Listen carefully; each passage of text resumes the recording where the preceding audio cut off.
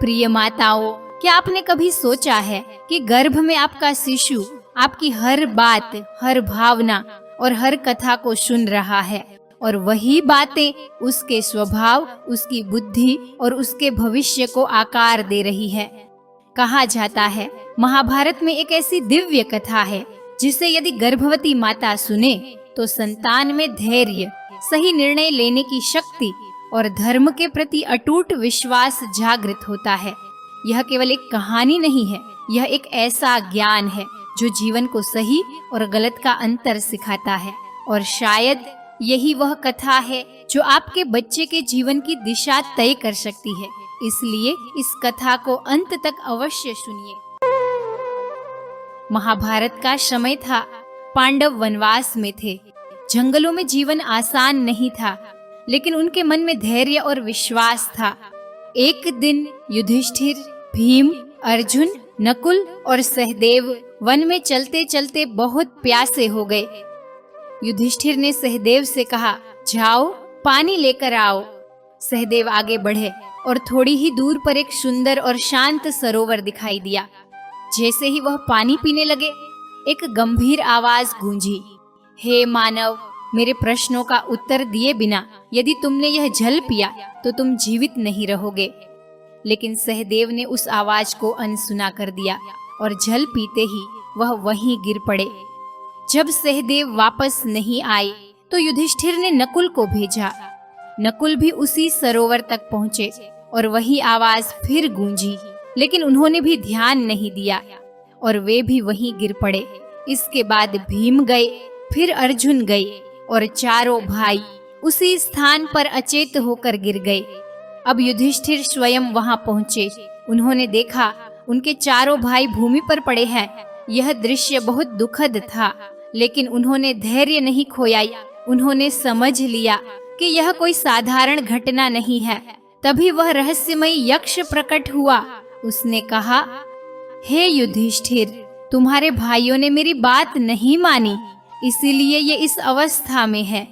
यदि तुम मेरे प्रश्नों का उत्तर दोगे तो तुम पानी भी पी सकते हो और अपने भाइयों को भी जीवित कर सकते हो। युधिष्ठिर ने शांत स्वर में कहा, प्रश्न पूछिए। यक्ष ने पहला प्रश्न पूछा, हे युधिष्ठिर, बताओ मनुष्य का सबसे सच्चा साथी कौन होता है? युधिष्ठिर ने उत्तर दिया, धैर्य ही मनुष्य का सबसे सच्चा साथी होता है। प्रिय माताओं, जीवन में कई बार ऐसी परिस्थितियां आती हैं जब सब कुछ हमारे अनुसार नहीं होता, लेकिन जो व्यक्ति उस समय धैर्य रखता है वही अंत में सही परिणाम पाता है। धैर्य ही वह शक्ति है जो मनुष्य को कठिन समय में भी स्थिर रखती है। यक्ष ने दूसरा प्रश्न पूछा, मनुष्य को सौभाग्य किससे प्राप्त होता है? युधिष्ठिर ने उत्तर दिया, सत्संग और अच्छे विचारों से। प्रिय माताओं, हम जैसा सुनते हैं वैसा ही सोचने लगते हैं और जैसे विचार बनते हैं वैसा ही हमारा जीवन बनता है। अच्छे विचार ही सच्चा सौभाग्य है। यक्ष ने तीसरा प्रश्न पूछा, मनुष्य को दुर्भाग्य क्यों मिलता है? युधिष्ठिर ने उत्तर दिया, अहंकार और क्रोध के कारण। प्रिय माताओं, जब मन में अहंकार आता है और क्रोध बढ़ता है तो सही और गलत का अंतर मिट जाता है और यही मनुष्य को गलत मार्ग पर ले जाता है। यक्ष ने चौथा प्रश्न पूछा, मनुष्य का सच्चा मित्र कौन होता है?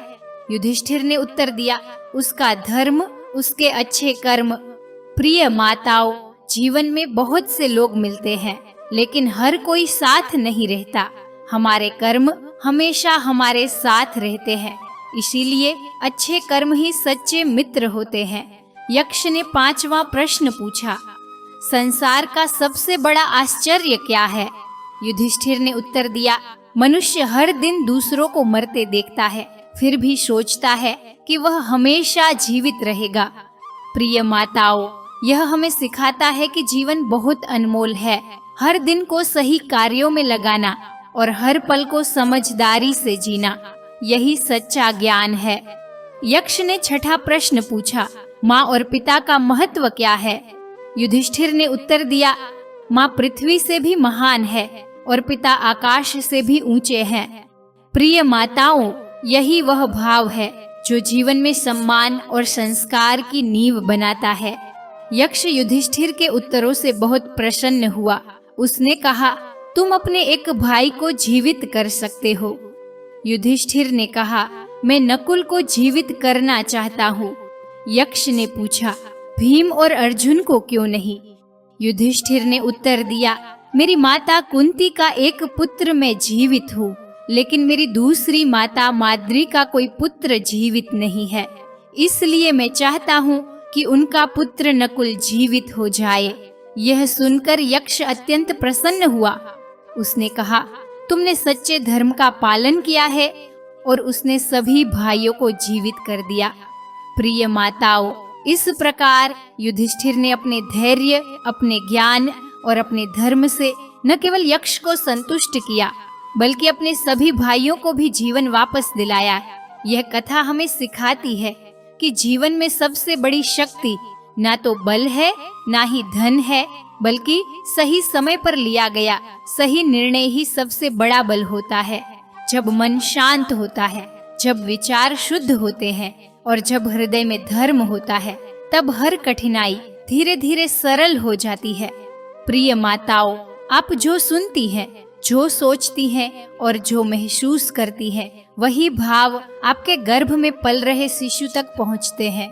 इसीलिए ऐसी कथाएं, ऐसे विचार बार बार सुनना और महसूस करना एक उज्जवल और सुंदर भविष्य की नींव बनाता है।